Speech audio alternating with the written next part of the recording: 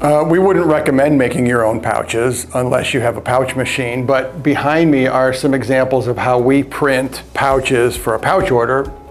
This is in a continuous print pattern, one right after the other. These are two different versions of a SKU from a particular customer. Rollstock film is done essentially the exact same way. This is set up to run on our pouch machine, and our pouch machine needs it in a particular pattern, and it needs it in a layout in a particular way. Rollstock film is just an industry term for the way we produce film to run on a machine. So if you're going to order rollstock film from us, it's going to be to run on a machine that either you've purchased or a contract packager is going to use for you. So here's a great example of one. This wouldn't be usable on a pouch machine, but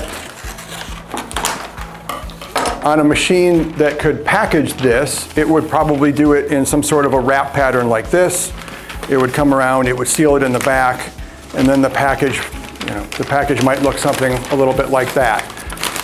The rollstock film is meant to run on automated equipment. So technically, you could order film and try to make pouches, but that's a very complex process, and it's not going to save you a lot of time. So quite frankly, you're better off ordering finished pouches and let the rollstock be used for the machines that it is meant to run.